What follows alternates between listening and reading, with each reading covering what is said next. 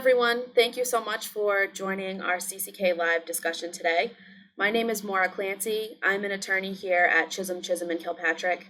I'm joined today by Elise Golaski, also an attorney at CCK, and Nicholas Briggs, an accredited VA claims agent who practices before the VA. Today we're going to be talking about PTSD stressors, or post-traumatic stress disorder stressors. We have a bunch of topics to cover, but before I go into them, I just wanted to note a couple of quick things to get everyone on the same page. First of all, as always, there's going to be some form of a comments feed associated with this video on numerous platforms. So please feel free to leave questions or comments in the comments feed. We have a number of folks who are really good about getting back to people if they have any resources that would be helpful for them to share with you. So please feel free to check out any materials that are posted there, as well as any materials that you might find helpful on our website at cck-law.com. Another thing I want to note at the outset is that today we're going to be discussing mental health issues and examples of their military-related causes during this broadcast. And these topics can be difficult to navigate, especially for those with a personal, family, or other history of military-related trauma. So we want to first start by saying that if you are a veteran in crisis or you're concerned about one, you can connect with someone through the Veterans Crisis Line. The Veterans Crisis Line provides free, confidential, 24/7 support and serves all service members, veterans, National Guard members, reservists, and their friends and family. So for more information, please access the Veterans Crisis Line website. It's veteranscrisisline.net, or you can reach them by phone at 1-800-273-8255. And finally, my last introductory point is that today we're going to be talking, as I said before, about PTSD stressors. There are a number of different mental health conditions that veterans routinely suffer from, including anxiety, depression, and other psychiatric issues. The topic we have today is specifically geared toward PTSD because VA has in place different rules that apply to claims for service connection for PTSD. Based on studies and science, there are a lot of different ways that VA will account for the evidence to prove your claim for service connection for PTSD. And so legally, the requirements differ a little bit than they do from the requirements for service connection for other mental health conditions other than PTSD. So just be mindful. We have information about other service connection claims generally on our website.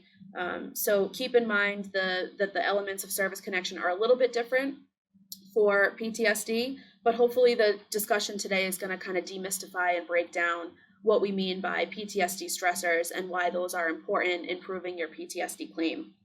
So let's start with you, Elise. The first thing we want to do is define what a stressor is. So when we talk about PTSD stressors, what does that mean, and can you give us some examples? What a stressor is it's basically a word for the traumatic event that's associated with PTSD. So some examples of what VA recognizes as stressors could be exposure to death, whether that's somebody being threatened by death or witnessing somebody else be threatened by death. It can also be an actual serious injury or threatened serious injury, so it doesn't necessarily have to actually be death. It could also just be a serious injury. It can also be actual sexual violence or threatened sexual violence. Those are probably some of the most common examples, but we're going to discuss some more specific examples as we continue talking about this topic. I think it's important to note the variety like you did, Elise, because a lot of times when people think about PTSD stressors, they think about combat or hostile military activity, but that's not the only type of stressor that applies with PTSD claims. And another thing that you touched on, Elise, that I'm actually going to ask you a little bit more about, Nick, is that the experience of the stressor can happen or can affect a person in different ways. In other ways, a person can be exposed to a stressor in different ways. So, Nick, can you talk a little bit about the different ways in which a veteran might be exposed to a stressor? So, like Elise mentioned, oftentimes when we think about PTSD, we think about a veteran being directly exposed to the actual or threatened harm. But PTSD can also be granted based off of stressors that involve more indirect exposure to trauma. So, For example, a veteran might actually have been injured in an event, but they may also have witnessed an event in which other people were injured. That could qualify for purposes of a PTSD stressor. We can also have situations where the veteran indirectly learns about a traumatic event that happened to somebody else.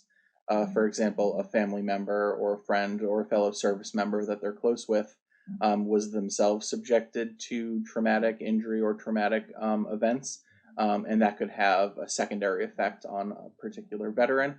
And then finally, there's the idea of repeated or severe indirect exposure to trauma. These are often people who, even though they weren't specifically exposed to these incidents in person, are repeatedly exposed to them after the fact in some way or another, usually related to their military occupational specialty. Some of the examples we've seen over the years have been medics, morticians, combat reporters, things like that, where they aren't necessarily involved in the stressor event themselves, but because they're so constantly involved in documenting the details of it and seeing different traumatic things that happen to other people, it becomes sort of a stressor for themselves as well. Great. And I think, again, to the same point, it's important to understand that the exposure to a stressor can be through a number of different events, like the ones that Elise had described, and also in a lot of different ways. So even if you weren't in the traumatic car accident or something like that, but witnessed it, or you weren't directly involved in another type of event, but were repeatedly exposed to details of that event, as you said, Nick, all of those things could constitute PTSD stressors. It's not just that you have to have served in combat or you have to have been, seriously bodily injured or anything like that. There's a lot of different types of events that can qualify as a stressor. So after we have talked about the different types of stressors, now we want to switch to how your stressor can serve to get you service connected for PTSD.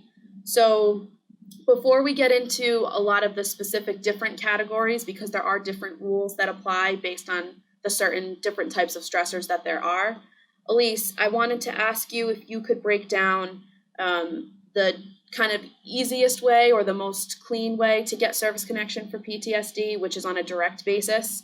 I only say it's the easiest because it's usually, the evidence is usually lined up in a pretty direct way, and there's not the need to kind of think about the different types of rules that apply with all different types of stressors. So can you explain how those elements can be met for a direct service connection claim? Sure. So direct service connection for PTSD, even though we are going to talk about it as the easiest way in this PTSD realm, it is still, you're going to see there's stricter requirements with PTSD than there are in really getting any other condition service connected, as Maura touched upon. The first requirement is that you need a current diagnosis of PTSD. Whereas in a lot of other realms of VA law, you don't necessarily need an actual diagnosis. This is something that's currently being challenged at the court, but for now, it's just easiest if you have a current diagnosis of PTSD to meet that first element, which is a current disability element. The second element is you need to have a statement from the veteran that is going to detail the stressor that occurred in service. And detail is an important thing to note, whereas in a lot of other areas, say you're going for maybe a service connection for a knee, you would just have to have some in-service injury that shows up in your records. Here you need to have an actual affirmative detailed stressor noted.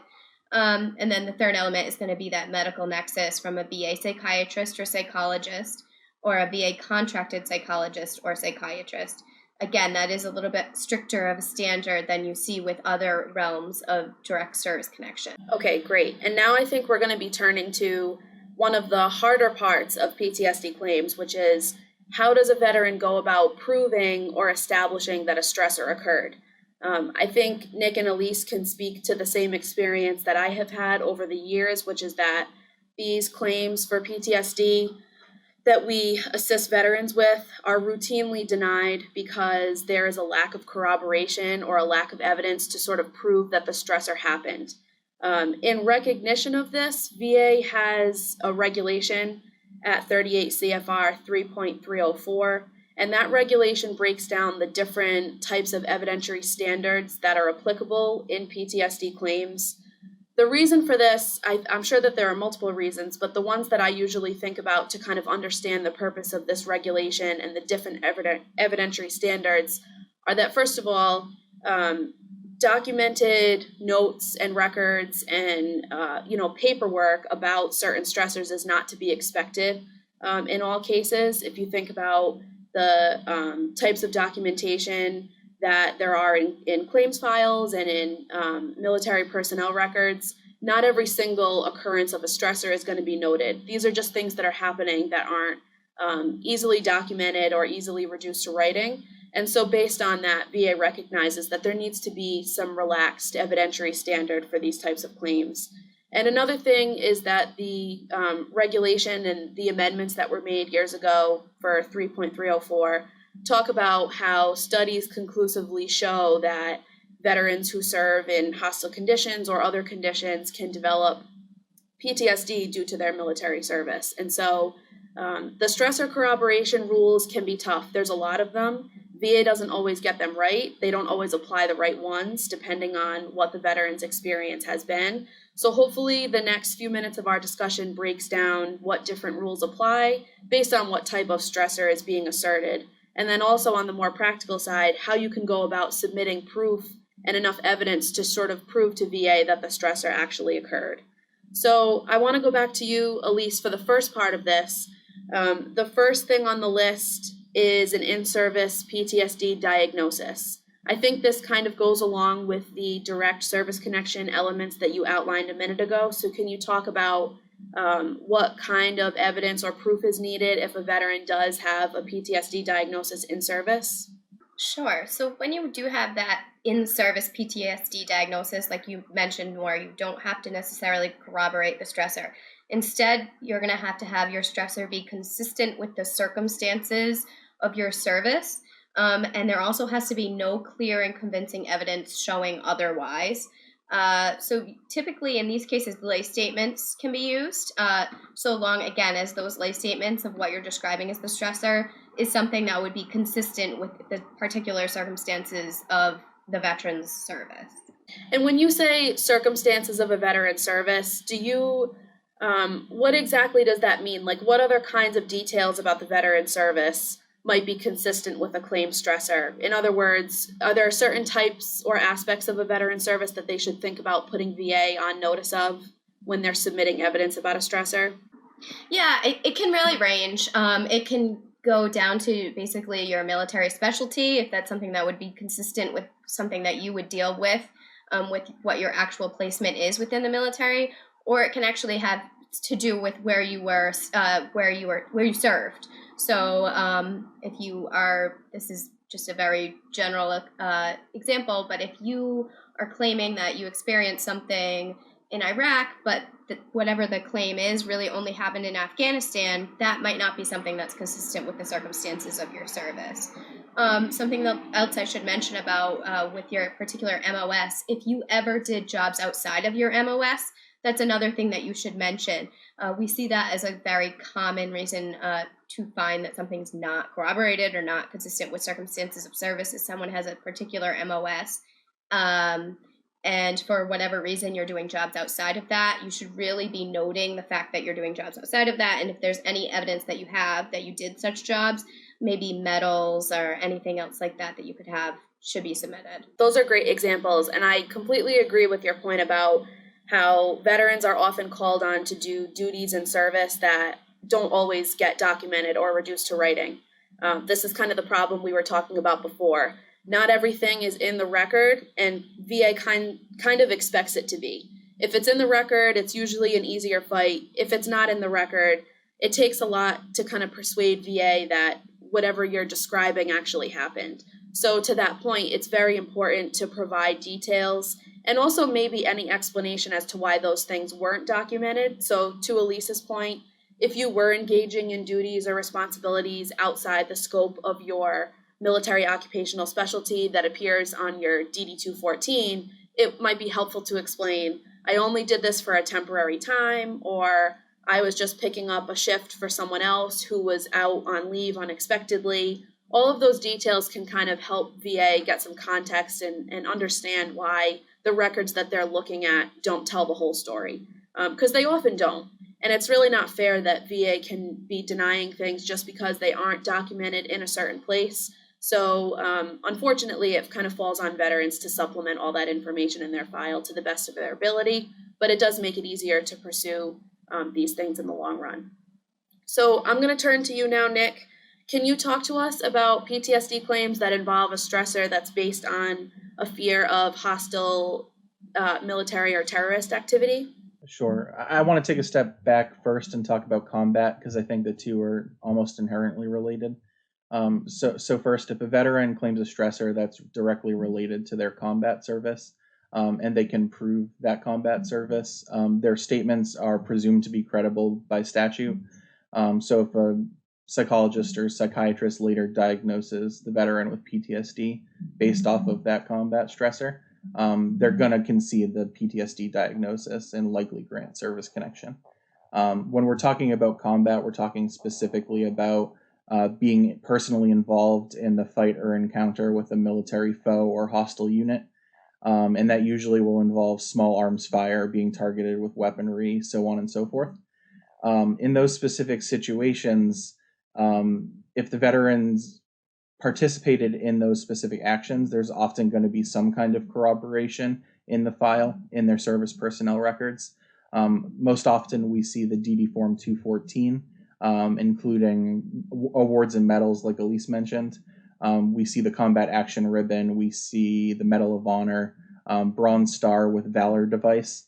The Valor Device is usually what separates a typical award from an award that's specifically related to combat participation.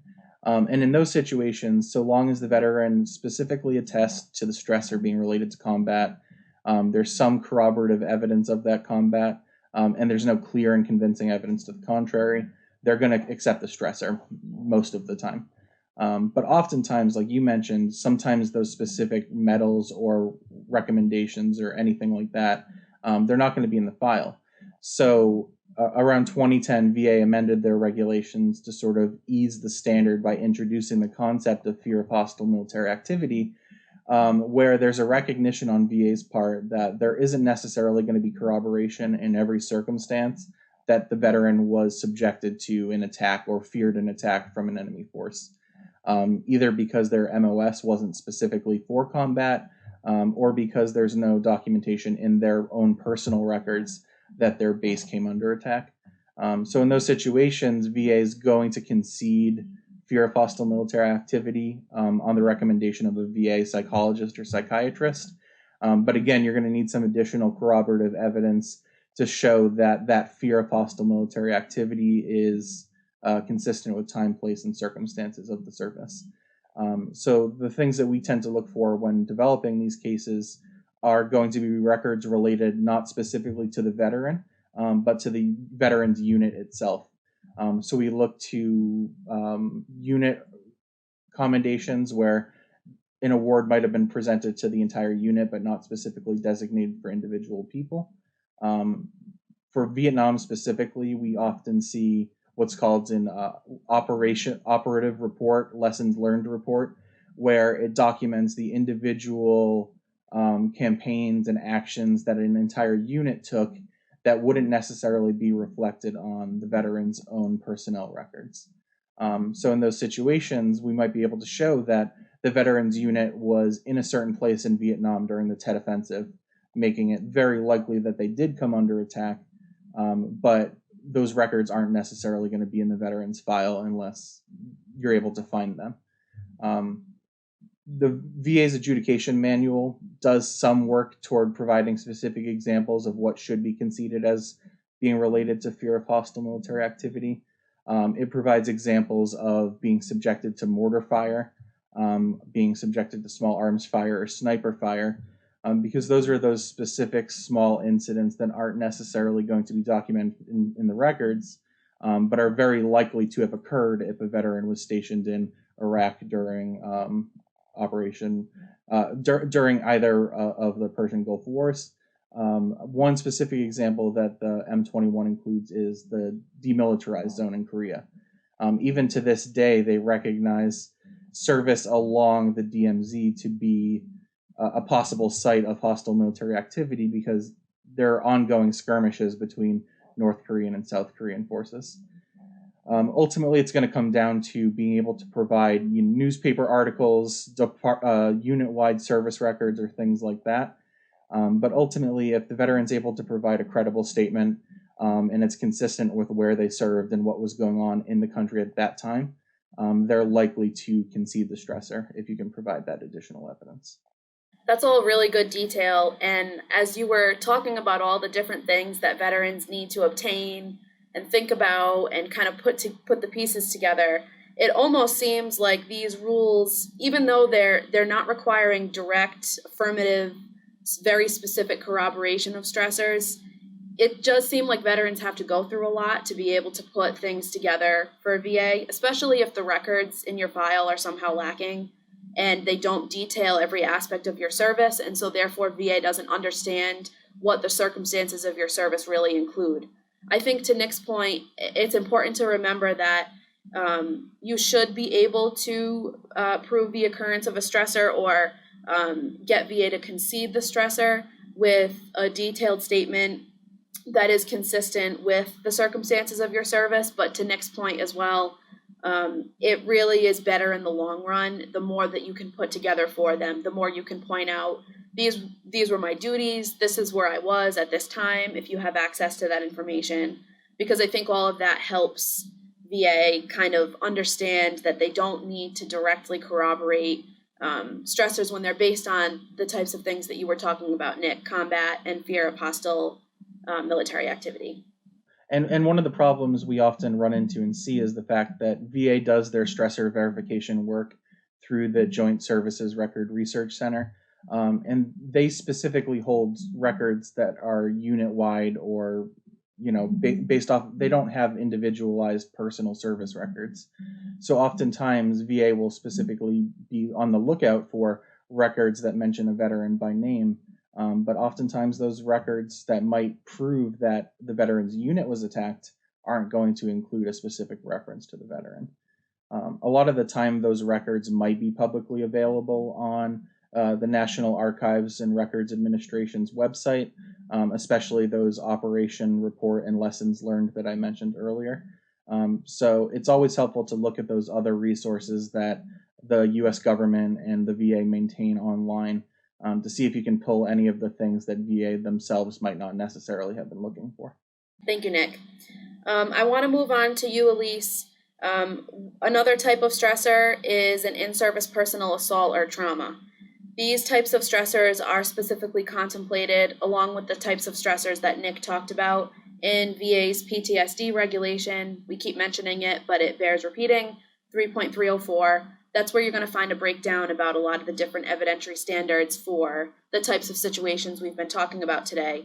And one of those sections is devoted to in-service personal assault or trauma. So, Elise, if that is the circumstance of a veteran who's seeking service connection for PTSD, what do they need to know about pursuing benefits based on that claim? Sure. So there's several different types of assaults or traumas that fall under this category. It can be a physical assault, or it could be a sexual assault or a rape. It can also be a domestic battery or stalking or harassment. So it doesn't have to be an actual assault, but those all fall under this category. And one of the reasons why I think this has its own category under the regulation is because these types of assaults and traumas are so severely underreported and underdocumented in the military, unfortunately. There's a stigma, unfortunately, still around this, and it's a very complicated area to navigate, really. So we're left with a lot of underreporting and underdocumenting. People are very unlikely to report assaults while they're actually in the military, and even after the military. But for that reason, they came up with, in the regulations, some alternatives to basically establish that the stressor occurred that don't involve looking at the record and looking for a report of sexual assault or a physical assault in the record. Some of these different avenues are lay statements and buddy statements.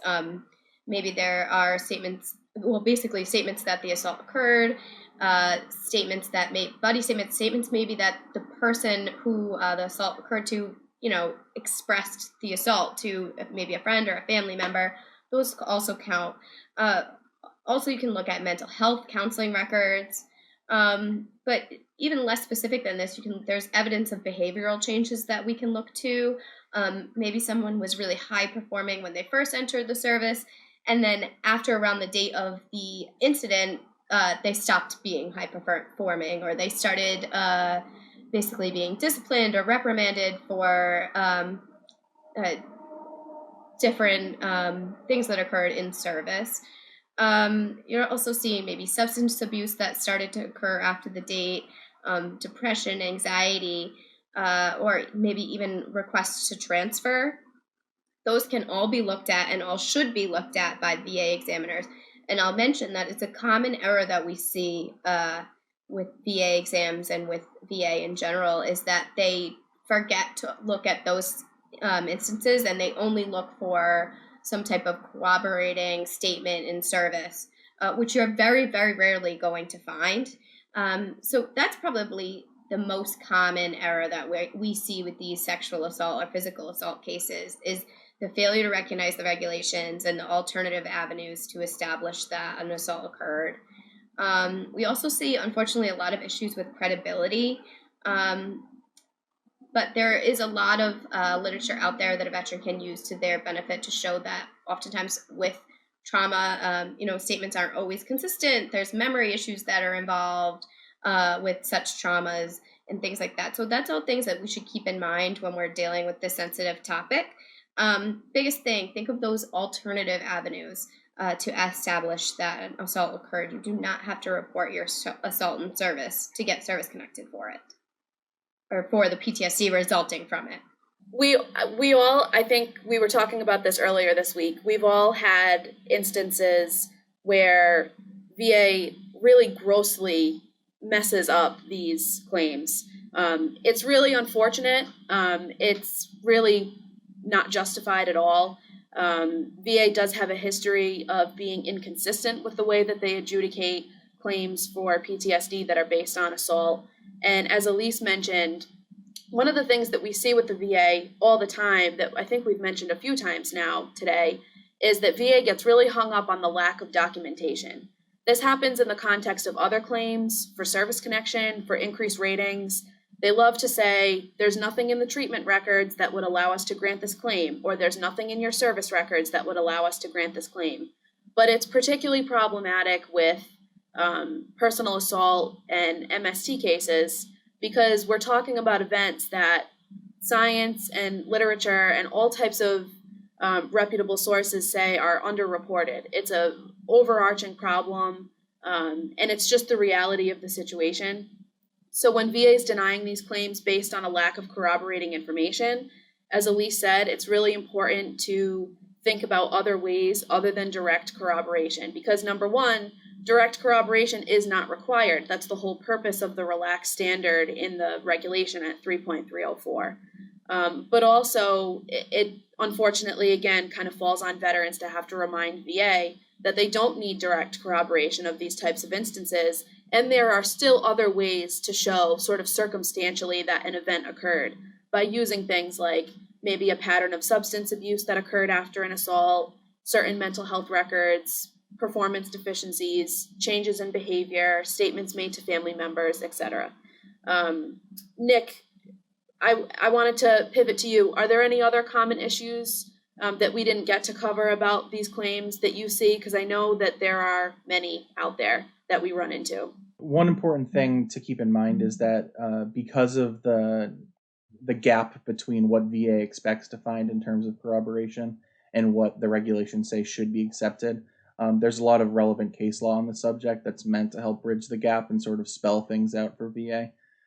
There are situations where a VA examiner can accept the veteran's report regarding a military sexual assault as credible, even if there aren't the sort of typical markers that we would look for. At the end of the day, the regulation is written in such a way that if the examiner accepts the report as credible, that's it. They'll diagnose PTSD based off of the reported stressor. At the end of the day, there's also case law that says that the veteran doesn't need to report every single specific detail every time they report the stressor in order for it to be accepted as credible. Like Elise mentioned, there are situations where because of memory problems related to their underlying psychological condition, or because it's an event that may have happened 30 or 40 years ago. At the end of the day, the fact that they might get one small date wrong or one small detail wrong shouldn't undercut the overall consistent, credible report of the incident that happened and how it affected them thereafter. We could probably spend a whole separate hour on just these types of issues, but I know we do have some resources at our website if you're interested in reading any further on this topic. Again, the website is cck-law.com, and so feel free to utilize anything we have up there on our blogs and the website in general. So, Nick, I want to stick with you because so far we've been talking about types of stressors that don't require specific and direct and explicit corroboration. Rather, the corroboration can be done by other means, proving that an event is consistent with the circumstances of the veteran's service, lay statements, other things kind of that circumstantially indicate that an issue happened in service. But if a veteran stressor doesn't fall into any of the categories that we discussed today, but they still have a PTSD diagnosis and they'd still like to pursue benefits for PTSD, then the stressor corroboration process kind of kicks in. We talked a little bit about it before, but can you kind of walk us through that? Like you mentioned, a lot of what we've talked to up to this point falls into specific camps or categories. Oftentimes we expect a veteran who has PTSD to have served in combat, served in a war zone, to fear hostile military activity. The regulations also spell out stressors related to personal assault. And the regulations are written in a way that allows for relaxed corroboration, like we've talked about. But at the end of the day, a PTSD stressor is something that causes actual or threatened harm to a veteran, or they witness actual or threatened harm. And there are so many other circumstances in the day-to-day, course of a veteran's service that could result in or cause those sorts of injuries that aren't going to fall into the clean categories that fall under and are described by 3.304. So oftentimes we see situations where a veteran might be in a motor vehicle accident. They're not stationed in a war zone. They're stationed stateside and they get into an accident that severely injures them, or they witness something that happened to either civilians or another service member that caused them that personal trauma in the same way that a more traditional combat stressor would. But in those situations, VA oftentimes won't just accept the veteran's statement to concede the stressor. They're going to need some additional information. So we tend to look for any outside information that we can use to corroborate that the incident occurred. In the case of a motor vehicle accident, there might be service records showing that the veteran received treatment for the injuries, even if the accident itself isn't necessarily documented. So service medical records showing treatment after an injury occurred can serve as a valid basis for that corroboration. But there might be external sources not related to the military, like police records, hospital records from a private facility, or newspaper articles documenting that an incident happened after the fact. And then at the end of the day, if a veteran can't provide those other alternative sources, if they provide a statement that something occurred and they're able to find somebody else who witnessed that same event and they provide the same statement corroborating the details of it, if there are two credible statements from two different people confirming that an event occurred, and there's no clear evidence contradicting the event, VA should still accept the report as credible for purposes of establishing a PTSD diagnosis. And that part of the process reminds me of VA's benefit of the doubt doctrine, or the resolving reasonable doubt in favor of a claimant rule that they have, which is in their regulations, but kind of as Nick described, not just with PTSD claims, but with all others, if there's an approximate balance of positive and negative evidence in a case, VA is supposed to be resolving that doubt in favor of the claimant. This is, again, another thing that we find is not properly done a lot across the board. But to Nick's point, really, even if your stressor doesn't fall into the categories that are specifically mentioned in 3.304, any information that you can provide about the event and any information you can get from a third party or another source about the event, even if it's not a specific concrete picture of the event or, a newspaper article that specifically mentions it and, lists your name in there. Gather as much evidence as you can, because at the end of the day, by law, VA is supposed to be recognizing that and giving it some weight, even if it's not, overwhelmingly confirmed that the stressor occurred. So I wanted to close out with any additional practical tips that you have, Nick or Elise. I think one of the things we've talked about a lot is the value of a detailed stressor statement and the value of any details that you can provide that aren't in the record. Do either of you have any other tips that we didn't get to talk about specifically with respect to statements or gathering evidence, or even the process of going through a compensation and pension exam or a medical exam for your PTSD? Nick, I'll start with you. Just again to highlight the importance of lay statements, not only from the veteran themselves, but also family members and friends who knew them either before, during, and after service, especially when it comes to cases involving personal assault. Statements regarding the veteran's change in behavior as soon as they returned home from service can help to establish that those behavioral changes that a VA examiner would look to for the purposes of a marker under 3.304. And again, the veteran might not necessarily be able to provide external sources that aren't lay statements to corroborate an event. But if a person was there, they saw something, they're competent to report that they saw and witnessed the event, there's no reason why VA can't just accept that statement as that second piece of evidence corroborating the veteran's report. Keep track of the lay statements that you're sending into VA, especially if you're dealing with specifics, and make sure that you're staying consistent with what's being said to VA. Sometimes there'll be very minor inconsistencies, and you'll get caught in these credibility traps. Maybe at one point you said the assault, just for example, occurred in early June, and then later you say it occurred in, the spring. Make sure that you're staying consistent with those statements, because really, even though that's such a minor thing and maybe not even actually inconsistency, VA could potentially deny your claim for that. So anytime you're dealing with a lot of lay statements like this, it's really important to try and avoid those credibility checks. So yes, be as detailed as possible, but also stay as consistent as you can. And if that means not getting overly detailed, then that might be what you need to do. That's a great point. And I think another thing is that don't feel like you can't win your case if you remember details over time that you didn't provide before, or if you remember things to have happened differently. As one of you mentioned before, I think it was you, Nick, we're talking about events that sometimes have happened decades ago.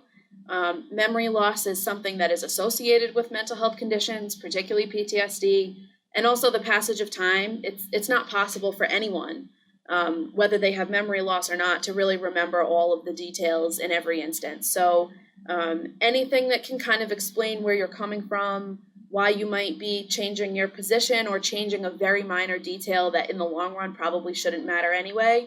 I think statements and explanations are your best weapon and really can be very useful in kind of explaining where you're coming from. Again, VA runs into the problem a lot where they're trapping you in minor credibility problems, or they're looking for outside evidence, but at the end of the day, keep trying with the lay evidence that you can get, because it really should be sufficient in a lot of these instances that we've talked about. So with that, thank you both so much for joining me today, and thank you to everyone who's been able to tune in. We hope to see you next time.